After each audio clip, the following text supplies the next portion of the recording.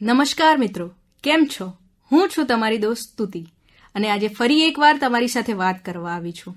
કેવી રહી તમારી દિવાળી? મારી દિવાળી તો બહુ જ સરસ ગઈ. આશા છે તમારી દિવાળી પણ એટલી જ સરસ અને મજા ભરી રહી હશે. દિવાળીનો તહેવાર એટલે આનંદ, ઉત્સાહ અને હર્ષોલ્લાસનો તહેવાર. ઘરની સાફ સફાઈથી લઈને નવી નવી વસ્તુઓ લાવવાનો તહેવાર, બધાને મળવાનો તહેવાર, બધાને યાદ કરવાનો તહેવાર, એકબીજાના માટે કશુંક કરવાનો તહેવાર. દિવાળીમાં ઘરની સાફ સફાઈ પછી સૌથી મોટો પ્રશ્ન એટલે ખરીદી. અને મારા હિસાબે તો સૌથી અગત્યનો પ્રશ્ન પણ આ જ છે, ખરીદી. જ્યાં જુઓ ત્યાં બસ સેલ, ગિફ્ટ. મને તો એ જ નથી સમજાતું કે ખરીદી કરવી તો કરવી ક્યાંથી. એટલે મેં અને મારી ફ્રેન્ડે આ વખતે નક્કી કર્યું કે આપણે ખરીદી કરવા જોડે જઈશું.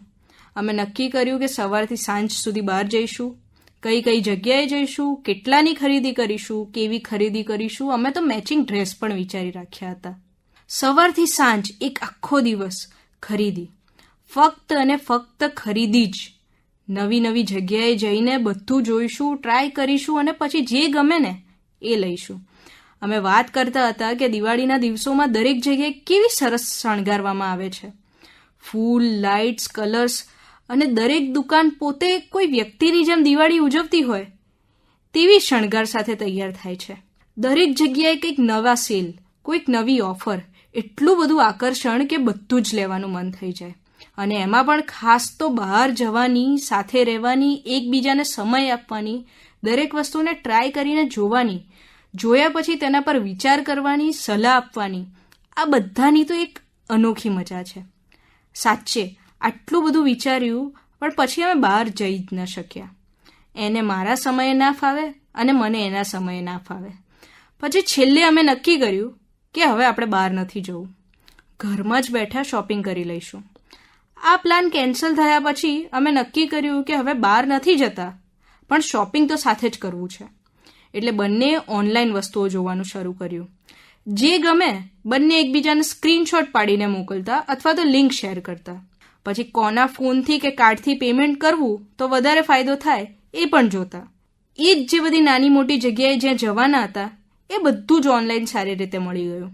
ખબર નહીં કે કેટલી વસ્તુઓ જોઈ, કેટલી લિંક શેર કરી, પણ અમારું શોપિંગ તો થઈ જ ગયું. 1 ડે ડિલિવરી, દિવાળીના ડિસ્કાઉન્ટથી બીજા જ દિવસે બંનેના ઘરે વસ્તુઓ આવી ગઈ. બંનેને થોડું ગમ્યું, થોડું ના પણ ગમ્યું, થોડું રાખ્યું અને થોડું રિટર્ન પણ કર્યું. પણ આ બધી વાત આજે મેં તમને કેમ કરી? મને એવું થાય છે કે આપણે તહેવારોની ખરીદી ફક્ત ખરીદી નથી. આ તો એક ઇમોશન છે, એક સંસ્કૃતિ છે, એક ફેસ્ટિવ વાઇબ છે, એક નોસ્ટાલ્જિયા છે, એક ઇમોશન કનેક્ટ છે. કેવી સરસ રંગોળી, કેવા સરસ દીવા, નવા નવા બધા પરિવારોને ખરીદી કરતા જોવાની એક મજા છે. એક કપડું જોઈને, સ્પર્શીને, પહેરીને, કોઈને બતાવીને લેવાની, ઘણી બધી વસ્તુઓ જોઈને એનો અનુભવ કરીને લેવાની, દુકાનદાર સાથે થોડી વાતચીત કરવી, થોડી બાર્ગેનિંગ કરવી, થોડી વાતો સાંભળવી, આ બધાની એક અલગ જ અદ્ભુત મજા છે. અને જો એમાં પણ તમારો કોઈ મિત્ર કે પરિવાર સાથે તમે ગયા હો તો એ સમય કેટલો યાદગાર બની જાય. દરેક વ્યક્તિના જીવનમાં ક્યારેક ને ક્યારેક તહેવારોની ખરીદીથી અનેક યાદો જોડાયેલી હશે. પણ પછી એની સામે ઓનલાઈન શોપિંગમાં જે કન્વિનિયન્સ મળે એ આખી અલગ જ છે. 24 કલાક બધું જ મળે છે. તમને ગમે ત્યારે ગમે તે વસ્તુ મળી શકે.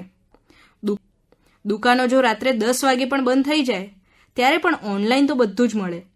ઓનલાઈન શોપિંગમાં જે વેરાયટી હોય, પ્રાઇસ કમ્પેરિઝન થાય અને ડોર સ્ટેપ ડિલિવરી થાય એ સૌથી સારી બાબત છે. હા, પણ એની સાથે પછી ખોટી વસ્તુ, ફેક રિવ્યૂ, ખોટી સાઇઝ, રિટર્ન કે એક્સચેન્જની જે માથાકૂટ છે એ બધું પણ શક્ય છે. ઓફલાઈન ખરીદીમાં પણ તહેવારોની ભીડ, ટ્રાફિકનો સમય, થોડી ચોઇસનો અભાવ એ બધું પણ છે. પણ આજના યુવકો શું વિચારે છે? એક સર્વે પ્રમાણે તો 70% યુવકો ઓનલાઈન શોપિંગ પસંદ કરે છે. પણ એમાંથી પણ 60% તો હજુ પણ માર્કેટ જઈને ખરીદી કરવાનું તો પસંદ કરે જ છે. એક બાજુ કન્વિનિયન્સ છે તો બીજી બાજુ એક્સપિરિયન્સ છે. પણ સાચે તહેવારોનું મહત્વ કેમ છે?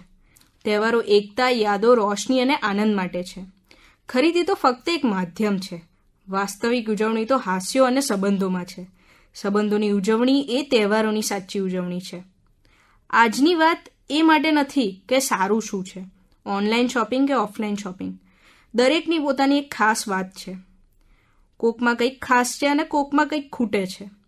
એટલે તમારે આગળ જઈને એ નક્કી કરવાનું છે કે ઘરે બેઠા મંગાવીને ખરીદી કરવી કે પછી બહાર જઈને લાવવું, એ તમારે પસંદ કરવાનું છે.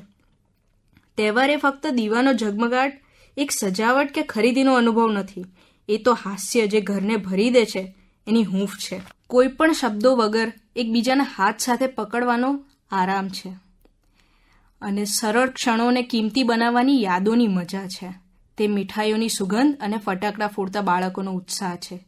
ઘણીવાર એડ ટુ કાર્ટ કરવામાં કે પેલી ભીડભાડવાળી દુકાનોમાં ફરવાની ઉતાવળમાં આપણે એટલે ભૂલી જઈએ છીએ કે આપણા તહેવારો જ કેમ છે.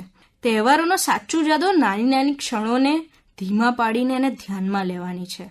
ઘરના દરેક દીવા, દરેક સ્મિત, દરેક વાર્તા અને તમારા હૃદયમાં એક અલગ જ અનુભવ કરાવે, તેમાં જ તહેવારોની સાચી મજા છે. અને એ જ ચમક ખરેખર તહેવારોની સાચી ઉજવણી છે.